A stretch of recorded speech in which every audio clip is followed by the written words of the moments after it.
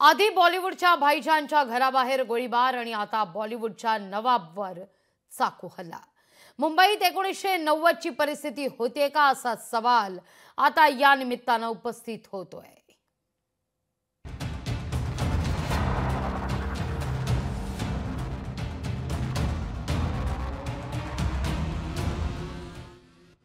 आधी बॉलिवूडचा भाईजान टार्गेट आणि आता बॉलिवूडच्या नवाबावर चाकू हल्ला। बॉलिवूडमधील दोघं खान सध्या गुन्हेगारांच्या रडारवर आहेत। 1990 सारखी परिस्थिती मुंबईत होते की काय अशी ही भीती व्यक्त करण्यात येते। अभिनेता सलमान खानच्या घराबाहेर काही महिन्यांपूर्वी गोळीबार झाला।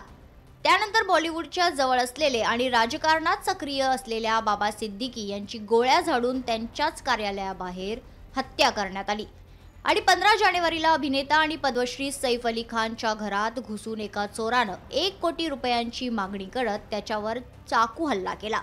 या सर्व घटनाक्रमामुळे मुंबईमध्ये दहशतीचं वातावरण आहे।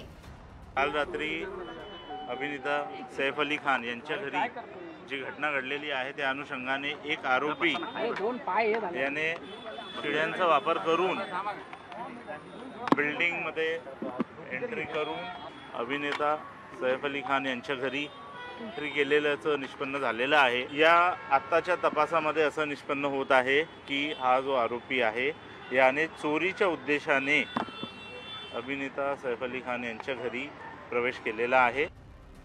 बीडमधील मस्साजोगचे सरपंच संतोष देशमुखांच्या हत्येनंतर राज्यातील राजकारण ढवळून निघाले। त्यातच मुंबईतील अशा घटनांमुळे राज्यात कायदा सुव्यवस्थेबाबत विरोधकांनी सवाल करत सरकारला धारेवर धरले, तर मुंबई सेफ असल्याचं मुख्यमंत्री सांगतायत।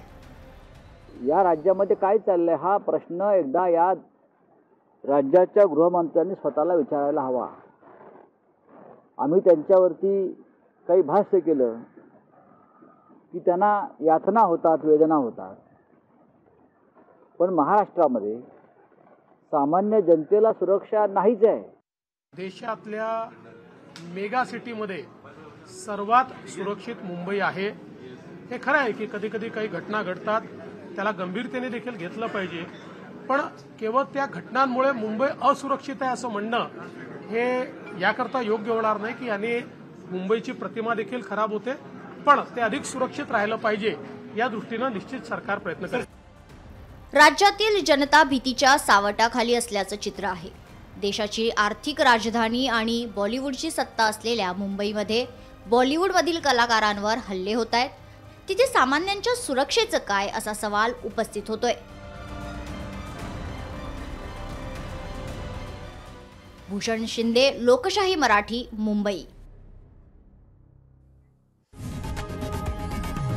लोकशाही मराठी ऐका, पहा, जागरूक रहा।